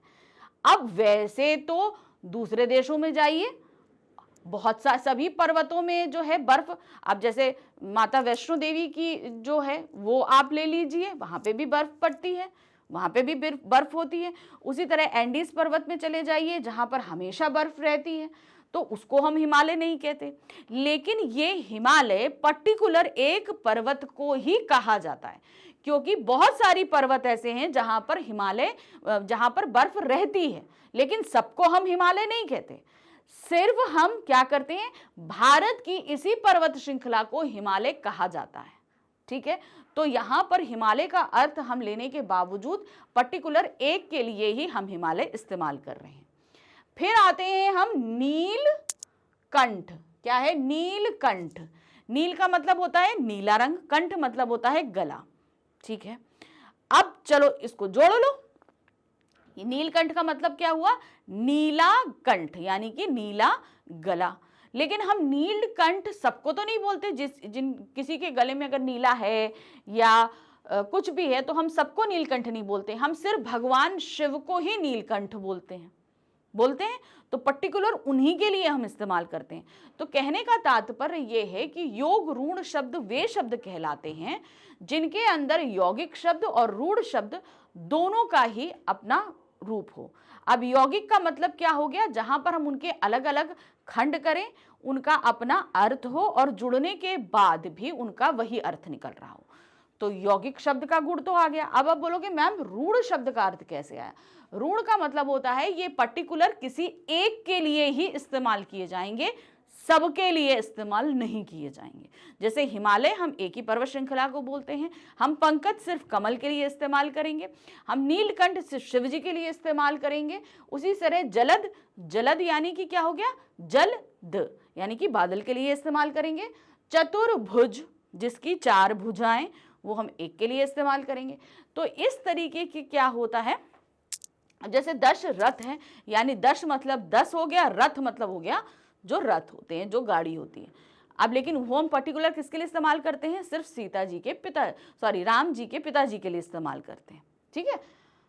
दशानन यानी कि 10, यानी कि संख्या 10, आनन मतलब मुख, यानी कि 10 मुख हैं जिसके, लेकिन ये पर्टिकुलर हम सिर्फ रावण के लिए इस्तेमाल करते हैं, सबके लिए तो इस्तेमाल नहीं करते, ठीक है ना।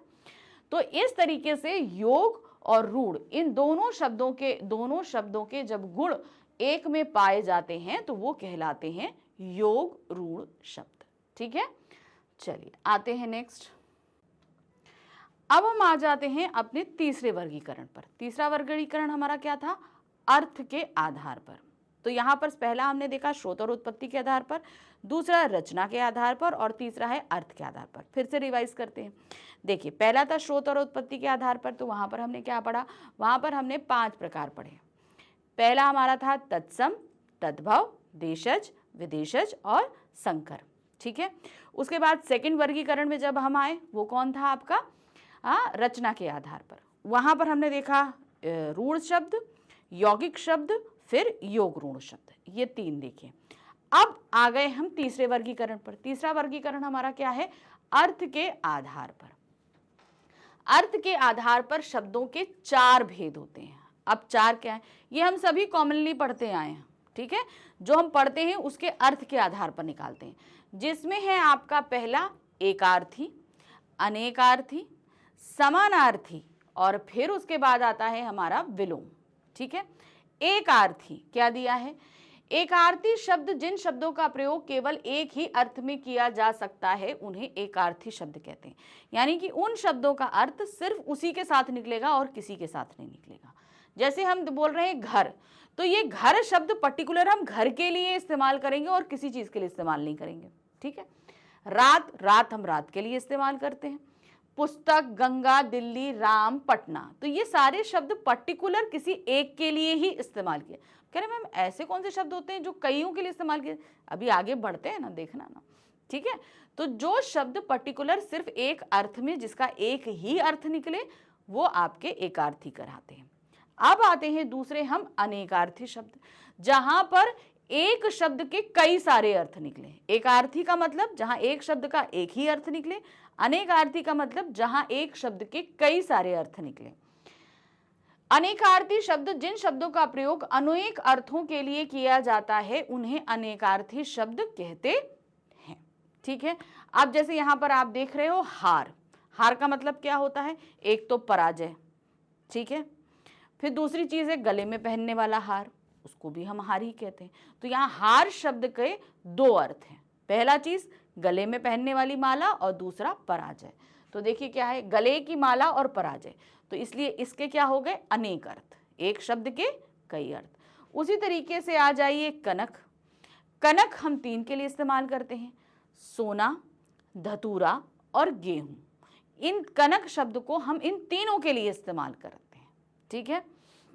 जैसे यहाँ दिया है कनक, सोना, धतूरा और गेहूं। अगर गेहूं है तो भी वो कनक, उसको हम कनक बोल सकते हैं, धतूरा है तो भी हम उसको कनक बोल सकते हैं, सोना है तो भी हम उसको जो है कनक बोल सकते हैं, ठीक है। नेक्स्ट आते हैं, अब आते हैं समानार्थी या पर्यायवाची शब्द, यानी कि एक ही शब्द अर्थ के लिए हम कई सारे शब्दों का इस्तेमाल करते हैं। पर्यायवाची तो आप पढ़ते हो, जैसे कि हम रात, रात का मतलब होता है अंधेरा, जब हम रात हो जाती है। अब इसी के लिए हम कई सारे शब्द याद करते हैं, निशा भी बोलते हैं, रात्रि भी बोलते हैं कि नहीं बोलते हैं। तो उसी तरीके से जहां अर्थ तो एक ही है लेकिन उसके लिए हम बहुत सारे शब्दों का इस्तेमाल कर रहे हैं। अभी एक शब्द का एक ही अर्थ था, फिर हमने बोला एक शब्द के कई सारे अर्थ हैं। अब अर्थ एक ही है मगर शब्द कई सारे हैं।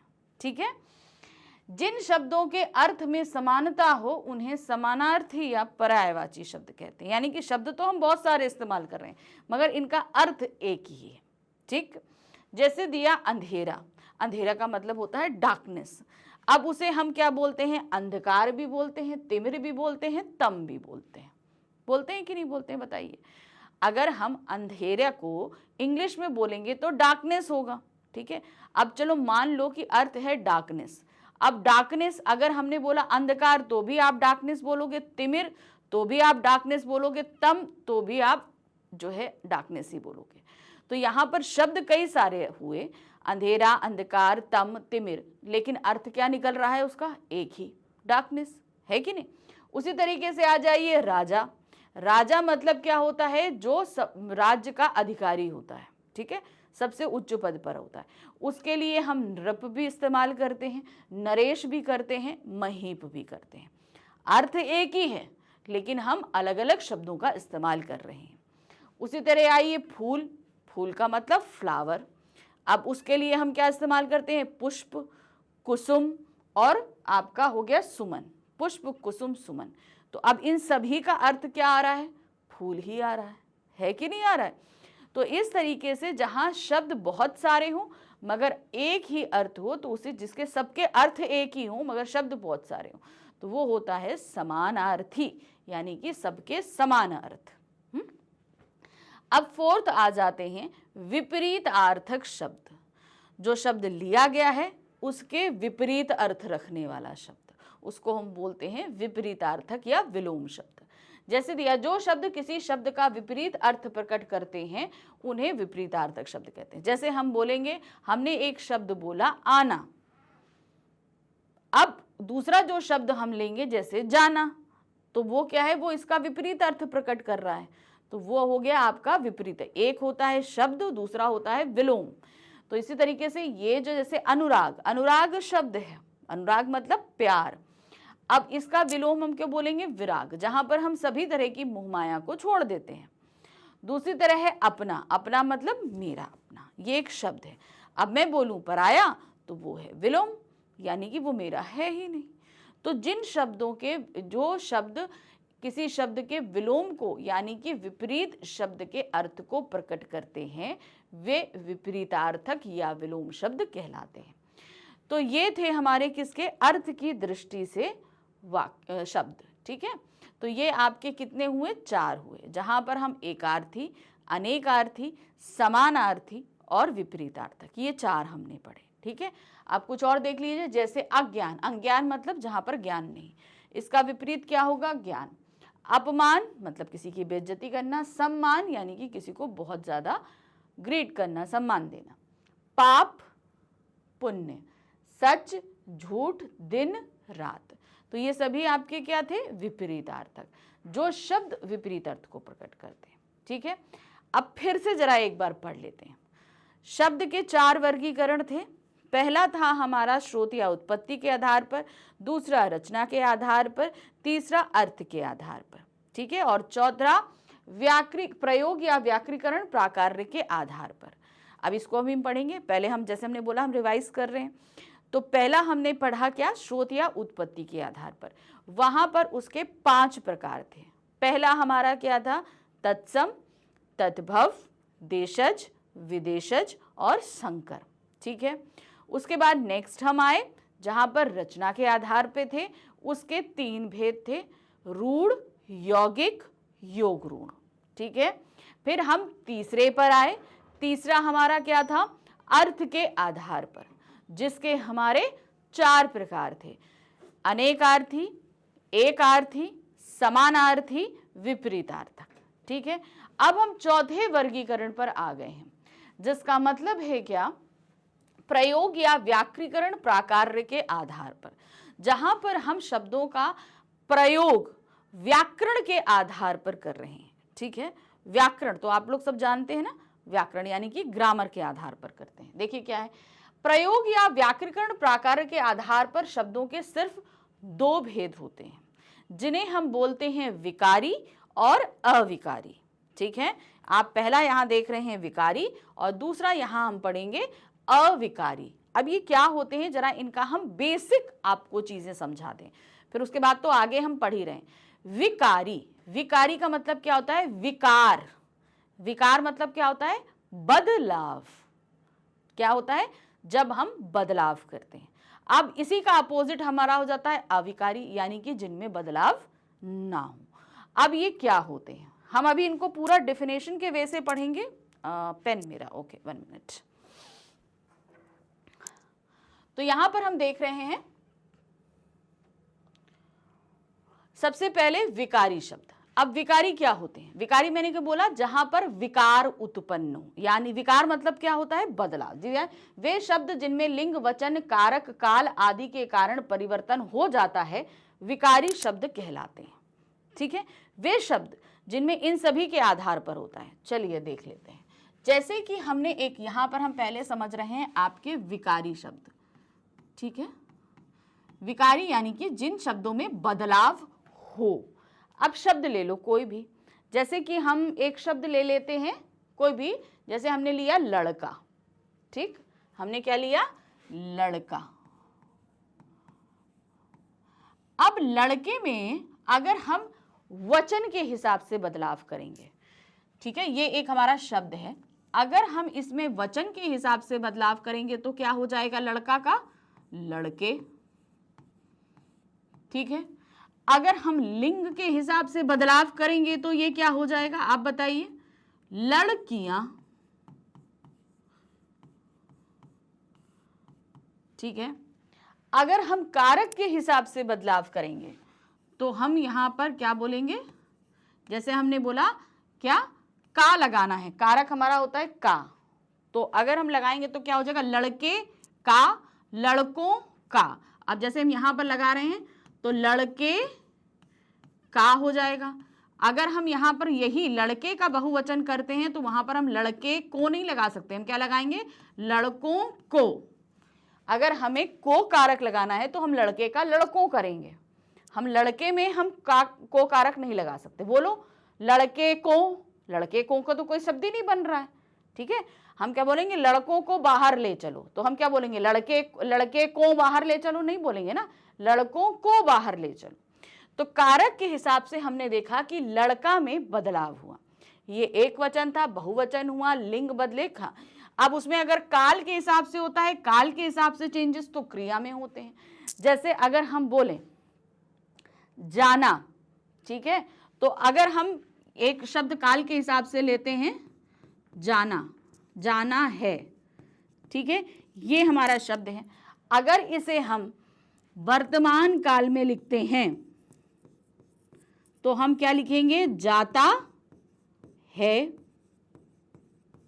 अगर इसे हम भूतकाल में लिखेंगे तो क्या लिखेंगे, गया था। ठीक है, या जाता था, ये भी कर सकते हैं आप, गया था या जाता था दोनों कर सकते हो। फिर अगर हम भविष्य काल में लिखेंगे तो क्या होगा, लिखेंगे जाएगा। ठीक है ना, तो आपने देखा जाना को जब हम अलग अलग काल में लिख रहे हैं तो वो क्या हो रहा है, उनमें चेंजेस हो रहे हैं। तो इस तरीके से जिन शब्दों में लिंग वचन काल कारक के हिसाब से चेंजेस होते हैं वो सभी आपके विकारी होते हैं। ठीक है, अब इन विकारी में आपका संज्ञा है, सर्वनाम है, क्रिया है और विशेषण, ये 4 चीजें आती हैं, क्योंकि इनमें इन सब के हिसाब से बदलाव होता है। ठीक है, इनके अंतर्गत क्या क्या आएगा, चलिए देख लेते हैं। जैसे हमने बताया, इनमें आएगा आपका संज्ञा, दूसरा है सर्वनाम, उसके बाद आता है आपका विशेषण और फिर आता है आपका क्रिया। ये 4 जो शब्द होते हैं, ये 4 जो होते हैं व्याकरण के आधार पे ये विकारी कहलाते हैं, क्योंकि इनमें इन सभी के कारण यानी कि लिंग वचन कारक काल के हिसाब से बदलाव होता है। अब जैसे हम बोलेंगे लड़का, तो अगर हम क्रिया बोलेंगे लड़का जाता है, अगर लड़कियां जाती हैं, या लड़कियां जाती हैं, अपने आप बहुवचन बदल गया, या लड़के जाता है तो लड़का जाता है, लड़के जाते हैं, लड़कियां जाती हैं, लड़की जाती है। तो आप देख रहे हैं ना, यहाँ पर जो हमारा संज्ञा है उसी के हिसाब से क्रिया भी बदल रही है।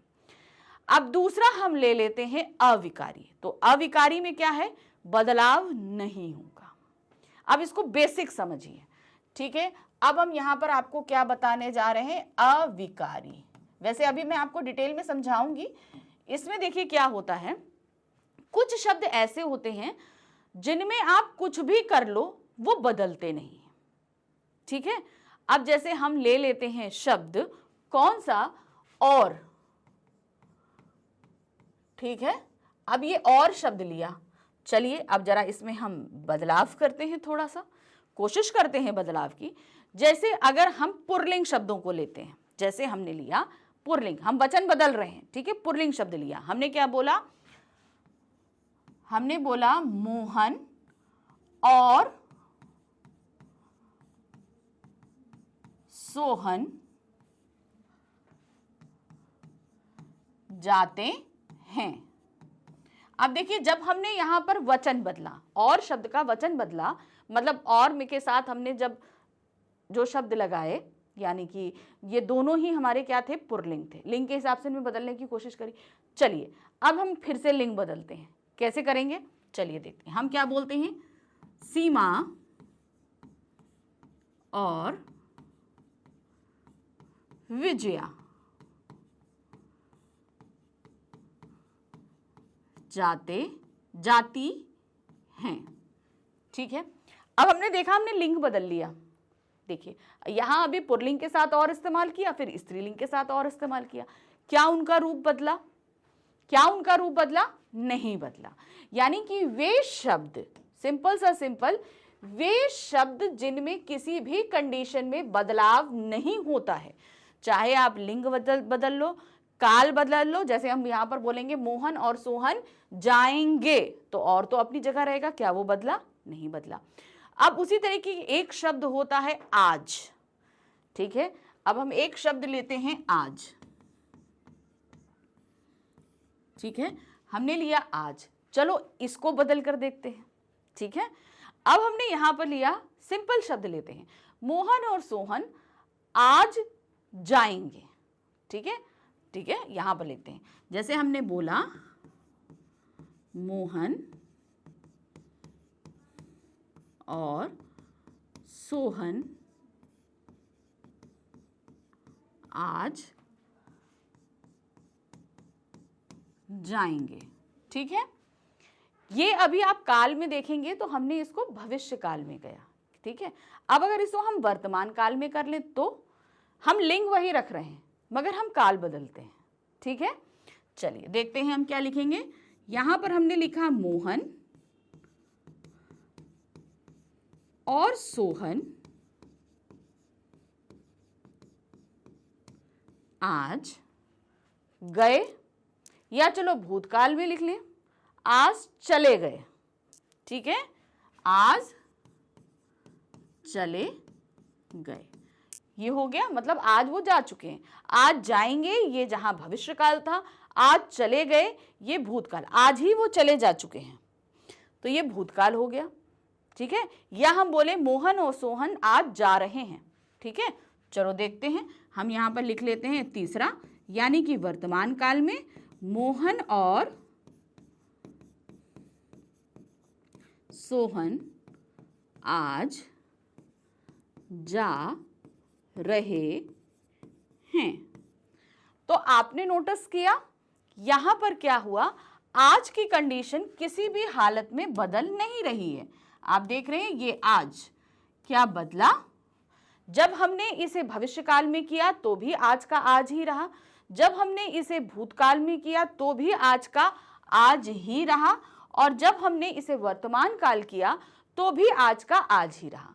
यानी कि हम यहाँ पर क्रिया भी हमने क्या किया, हमने काल को बदला तो भी उनमें बदलाव नहीं आया। कुछ शब्द ऐसे थे जहां पर हमने लिंग को बदला तो भी उसमें बदलाव नहीं आए। तो ये वे शब्द जिनमें हम कुछ भी कर लें, लिंग वचन काल कारक के हिसाब से जिनमें कोई भी बदलाव ना आए, वे शब्द कहलाते हैं विकारी। ठीक है, क्या कहलाते हैं? उसमें वो कहलाते हैं विकारी, जिसमें आपका आता है क्रिया विशेषण, संबंध बोधक, समुच्चय बोधक, विस्मयादि बोधक और निपात। ये 5 आते हैं। ठीक है, अब चलिए, अब इन सारी चीजों को हम जरा थोड़ा सा डिटेल में, मैंने आपको एक वर्बली जो है एक छोटा सा मैंने डिफरेंस बता दिया कि विकारी क्या होते हैं और अविकारी क्या होते हैं, इनमें कैसे कैसे बदलाव होते हैं और कैसे कैसे नहीं होते। चलिए आगे बढ़ते हैं। हम पढ़ रहे हैं विकारी शब्द। आपने बोला ना, देखा यहाँ पर, विकारी वे शब्द जिनमें लिंग वचन कारक काल आदि के कारण परिवर्तन हो जाता है। अब देखिए, जैसे यहां पर हम देख रहे हैं, पहला आया हमारा लड़का पढ़ रहा है। पहला शब्द हमारा क्या है? लड़का पढ़ रहा है। ठीक है, अब यहां पर अगर हम लिंग परिवर्तन कर रहे हैं तो क्या हमने कर दिया? लड़का का लड़की कर दिया। तो क्या हुआ? आपने देखा, क्रिया में भी बदलाव हो गया, लड़की पढ़ रही है। ठीक है, फिर अगर हम आते हैं लड़का दौड़ रहा है, वचन बदला, लड़के दौड़ रहे हैं, तो इसमें लड़का का लड़के हो गया। ठीक है, और क्रिया में भी परिवर्तन हो गया। फिर आते हैं लड़का आम खाता है। अब अगर इसमें हम बोलें काल बदलें, मतलब कहने का मतलब क्या है, हम कारक लगाएंगे। यहां पर देख रहे हैं लड़का आम खाता है, तो हम क्या बोलेंगे? लड़के ने आम खाया। यहां पर भी एक ही लड़के की बात हो रही है। यहां पर लड़का और लड़के, लड़के जो आ रहा है यहां पर एक वचन के रूप में ही आ रहा है, तो यहां पर ने जो है वो बहुवचन ने लगाया हमने, तो आप लड़का का लड़के हो गया। तो इस तरीके से आप देख रहे हैं कि जब कुछ शब्द लिंग वचन काल कारक के हिसाब से बदलते हैं तो वो विकारी कहलाते हैं। अब इन विकारी में हमने क्या बताए थे? आपको 4 भेद बताए थे। जैसे कि हमने बताया यहाँ पर ये होते हैं संज्ञा, सर्वनाम, विशेषण और क्रिया। क्योंकि ये शब्द में हमेशा चेंजेस आते हैं। जैसे ही लिंग बदलेगा तो संज्ञा शब्द बदलेंगे, उसके साथ विशेषण बदलेंगे, उसके साथ क्रिया बदलेगी। अब संज्ञा के स्थान पर अगर सर्वनाम होगा वो बदलेगा, तो विशेषण बदलेगा, तो साथ ही साथ क्रिया बदलेगी। ठीक है, तो ये सब आपस में एक दूसरे से कनेक्टेड होते हैं। जैसे आप यहाँ पर देख रहे हो, राम, छात्र, हाथ, लड़का, किताब, बचपन, ढेर आदि।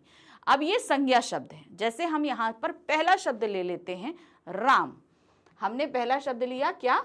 राम, जो कि एक संज्ञा शब्द है। दूसरा आते हैं सर्वनाम, मैं, तू, वह, यह, इसे, उसे, जो, जिसे, कौन, कोई, कब।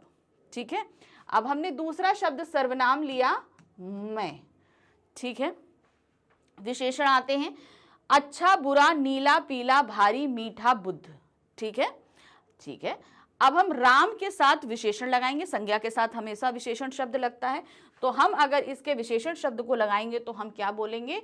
राम अच्छा। ठीक है, हमने क्या लिखा? अच्छा। ठीक है, उसके बाद क्रिया लगा देते हैं। अच्छा, खेलना, कूदना, सोना, जागना, लेना, देना, खाना, पीना। राम अच्छा खेलता है। ठीक है, हमने क्रिया शब्द लगा दिया क्या? खेलता है।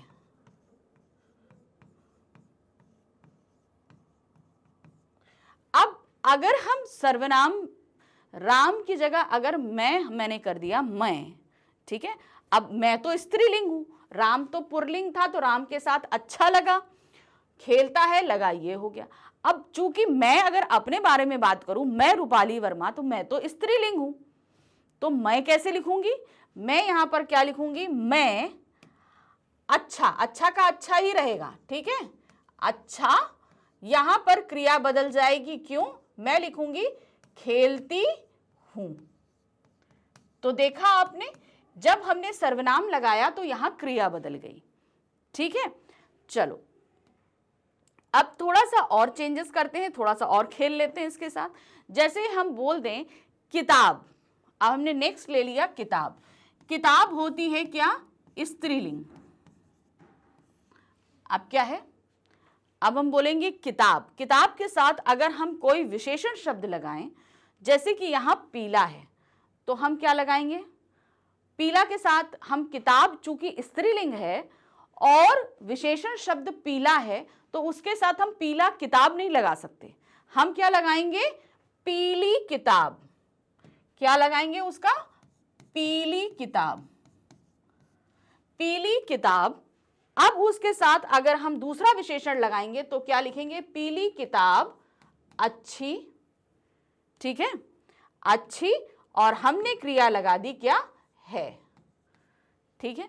तो अब आपने देखना कि इनमें चेंजेस हुए, हम शब्दों के हिसाब से चेंजेस करते हैं। जब संज्ञा बदलती है तो उसके साथ आप अगर संज्ञा में वचन बदला तो क्रिया में वचन बदल जाएगा।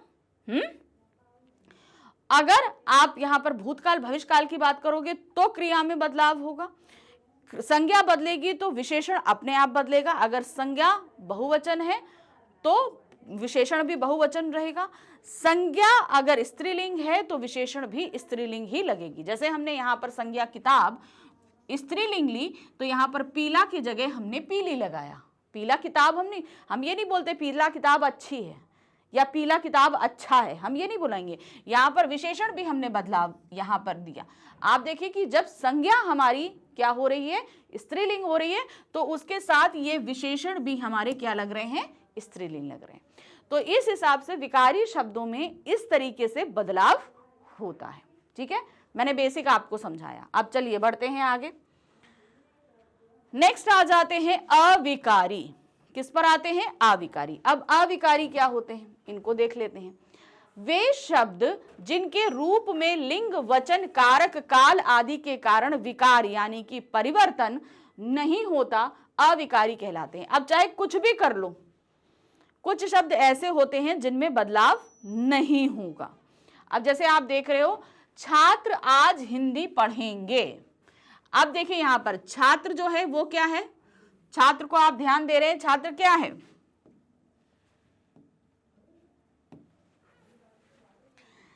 छात्र हमारा क्या है, एक वचन है। फिर पढ़ेंगे, पढ़ेंगे जो आप देख रहे हैं ये भी बहुवचन है मगर भविष्य काल है। यहां पर पढ़ेंगे, छात्र आज हिंदी पढ़ेंगे तो ये बहुवचन हो रहा है, ठीक है। दूसरा साथ ही साथ ये भविष्य काल हो रहा है, ठीक है। अब चूंकि यहां पर छात्र आप देख रहे हो एक वचन में है, लेकिन क्रिया देखकर हम इसको क्या बोलेंगे कि ये एक बहुवचन के रूप में है, ठीक है। क्रिया देखकर हमने ये चीज निकाली। नेक्स्ट आ जाते हैं, छात्रा आज हिंदी पढ़ेगी। अब छात्रा हमारा एक वचन है, हिंदी पढ़ेगी स्त्रीलिंग है। यहां पर एक वचन है, स्त्रीलिंग है, ये भी एक वचन स्त्रीलिंग है, लेकिन आज का स्वरूप नहीं बदल रहा है कहीं पर है। फिर नेक्स्ट आते हैं, छात्रों आज हिंदी पढ़ो। तो यहां पर छात्रों बहुवचन हो गया, पढ़ो बदल गया, आज नहीं बदला। तो हिंदी भी नहीं बदला आपने देखा, और ना ही आपका आज बदला। अब हिंदी क्यों नहीं बदला, हिंदी तो संज्ञा है, जबकि एक भाषा का नाम है, लेकिन वो नहीं बदला। ये इसलिए नहीं बदला क्योंकि पर्टिकुलर किसी का नाम हो रहा है। लेकिन आज शब्द जो है आप देख रहे हैं कि इनमें नहीं बदला। उपर्युक्त छात्रों में छात्र और पढ़ना का रूप बदल गए, परंतु आज का रूप किसी भी वाक्य में नहीं बदला, अतः आज अविकारी शब्द है। तो समझ में आया, जिन शब्दों का स्वरूप नहीं बदलता वे क्या कहलाते हैं, वे अविकारी शब्द कहलाते हैं, ठीक है। चलिए अब हम आ जाते हैं कि अविकारी शब्दों के 4 भेद मैंने आपको बताए थे। मैंने एक और बताया था, 5वां बताया था, वो नहीं था, चलिए बता देंगे, उसे भी हम आपको वर्बली। क्रिया विशेषण अव्यय, संबंध बोधक अव्यय, समुच्च बोधक अव्यय और विस्मयादि बोधक अव्यय, ठीक है। अब ये क्या होते हैं इनको डिटेल में देख लेते हैं। अच्छा, क्रिया विशेषण क्या होता है आप सभी को पता है, जो क्रिया की विशेषता को बतलाते हैं वे क्रिया विशेषण कहलाते हैं। यानी कि क्रिया किस जगह पर करी जा रही है, किस समय करी जा रही है, किस तरह से की जा रही है, तो ये सारी चीजें आपकी कहलाती हैं क्या, क्रिया विशेषण। जो इनके भेद तो अभी जब आप क्रिया विशेषण आपने पढ़े होंगे उनमें आपको पता ही होगा। तो क्रिया विशेषण अव्यय वो कहलाते हैं जिनमें हम क्रिया की विशेषता को बतलाते हैं।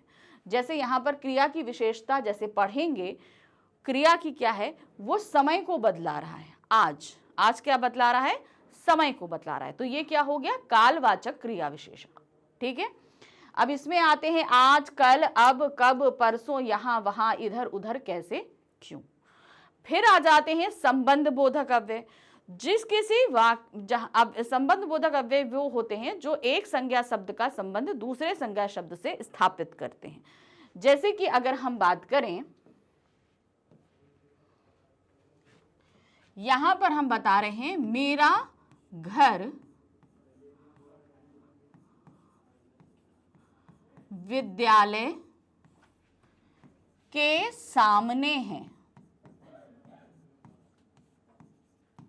तो यहां पर आप ध्यान देख रहे हो, मेरा घर और विद्यालय, ठीक है, मेरा घर और विद्यालय, इन दोनों के बीच का संबंध कौन दिखा रहा है? के सामने दिखा रहा है। तो के सामने हमारा क्या हो जाता है? ये संबंध बोधक, जहां पर दो संज्ञा शब्दों, एक संज्ञा एक सर्वनाम शब्दों या दो सर्वनाम शब्दों के बीच का संबंध जो शब्द कराते हैं वे संबंध बोधक अव्यय कहलाते हैं। जैसे यहाँ के ऊपर, के नीचे, के बाद, के आगे, के पीछे, की ओर, ठीक है। समुच्च बोधक अव्यय, जहां पर दो वाक्यों या दो शब्दों को एकजुट करने के लिए हम जिन शब्दों का इस्तेमाल करते हैं वे कहलाते हैं समुच्च बोधक अव्यय। जैसे कि और, परंतु, या, इसलिए, तो, किंतु, क्योंकि। जैसे हम बोले मैं और तुम आज बाजार जाएंगे, तो हमने हम दोनों को एक करने के लिए और शब्द का इस्तेमाल किया, तो वो आपका क्या कहलाता है? समुच्च बोधक अव्यय।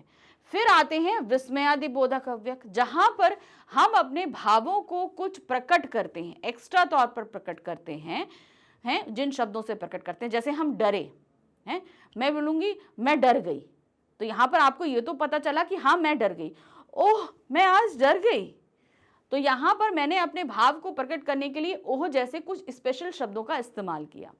ये कहलाते हैं विस्मयादि बोधक अव्यय, जो हमारे भावों को प्रकट करते हैं। ये होते हैं आ, हाँ, हो, वाह, राम राम, या अल्लाह, या खुदा। तो इन सभी के सामने देखिए ये विस्मयादि बोधक चिन्ह लगे रहते हैं, हमेशा ध्यान रखना। तो इनको तो आप देखकर पहचान जाओगे। तीसरा होता है, एक पांचवा एक और होता है जिसको हम बोलते हैं निपात। क्या बोला जाता है? आपका का, खा, गा, घा, हाँ, वो होता है आपका निपात। निपात में सिर्फ दो ही शब्द आते हैं, वो शब्द हैं आपके ही और भी। देखिए ये भी अव्यय होते हैं, इनमें बदलाव नहीं होता। ये शब्द पर्टिकुलर किसी शब्द पर दबाव देने के लिए इस्तेमाल किए जा सकते हैं। मेरे साथ तुम ही बाजार जाओगे, ठीक है, तो मैं तुम जैसे शब्द पर प्रेशर देने के लिए मैंने जो है ही शब्द का इस्तेमाल किया कि नहीं तुम ही जाओगे और कोई नहीं जाएगा। अब जैसे बोलेंगे कि मैं, राधा, मोहन और तुम भी बाजार जाओगे, तो तुम पर मैंने ज्यादा प्रेशर दिया क्योंकि तुम इंटरेस्टेड नहीं थे बाजार जाने के लिए, तो मैंने तुम पर प्रेशर देने के लिए भी शब्द का इस्तेमाल किया।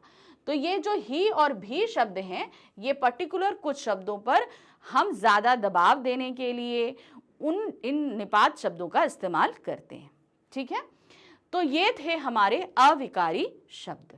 तो इसी के साथ हमने खत्म किया अपना शब्द का सेक्शन कि शब्द क्या होते हैं, कितने प्रकार के होते हैं। तो चलो फटाफट एक छोटा सा रिवीजन कर लेते हैं। क्यों? क्योंकि देखो बार बार हम अगर रिवाइज करेंगे ना तो चीजें हमारे दिमाग में बैठ जाएंगी। अगर हम शब्द की बात करें, क्योंकि देखो एक चीज ध्यान रखना, अभी हम अभ्यास कार्य कराने वाले हैं, ठीक है। इसके बाद हमारा एक जो वीडियो आएगा वो रहेगा पद पर, और पद के बाद हमारा जो वीडियो आएगा जिसमें हम शब्द और पद दोनों की प्रैक्टिस करेंगे। तो वहां तक आपको दिमाग में रखना है क्योंकि एग्जाम तक रखना है। तो अब ये शब्द और पद ये मतलब मत समझना कि तुम अभी पढ़ रहे हो, भूल गए, काम नहीं। इसे अभी आपको याद रखना है 10th तक, क्योंकि अभी आगे 10th के टॉपिक्स में भी आपके काम आने वाला है। तो चलो छोटा सा रिवीजन करते हैं। शब्द को का वर्गीकरण हम 4 आधार पर करते हैं: स्रोत या उत्पत्ति के आधार पर, रचना के आधार पर, अर्थ के आधार पर, प्रयोग या व्याकरणीकरण प्राकार्य के आधार पर, ठीक है। सबसे पहले हम बात करें अगर स्रोत के आधार पर, तो यहां पर जो है वो 5 तरह के शब्द हैं, जैसे तत्सम, तद्भव, देशज, विदेशज और संकर। फिर आ जाते हैं रचना के आधार पर, तो वहां पर 3 आते हैं, आपके 3 आधार हैं। पहली चीज है रूढ़, दूसरा है यौगिक और दूसरा है तीसरा योग रूढ़। ठीक है, उसके बाद हम तीसरे वर्गीकरण पे पढ़ें जहां पर है आपका अर्थ के आधार पर। वहां पर आपके कितने हैं? 4 हैं, एकार्थी, अनेकार्थी, समानार्थी और विलोम। ठीक है, यानी कि विपरीतार्थक, ये 4 हो गए। अब अगर हम प्रयोग के आधार पर बढ़ते हैं या व्याकरणीकरण के आधार पर पढ़ते हैं तो यहाँ 2 भेद हैं। पहला है विकारी और दूसरा है अविकारी। विकारी 4 आधार पर होते हैं, संज्ञा, सर्वनाम, विशेषण और क्रिया।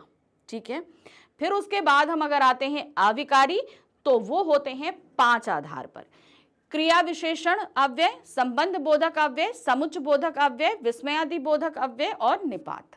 ठीक है, तो ये कुछ चीजें थी जिसे मैंने आपको बताया और समझाया। जैसे मैंने याद रखा है ऐसे ही आपको याद रखना है, क्योंकि अगर आप भूले तो यूं आंसर्स गलत होंगे। ठीक है, चलिए अब इसके सेकेंड पार्ट में हम समझेंगे पद को। ठीक है, मिलते हैं अगले वीडियो में फटाफट। Thank you for watching, bye bye.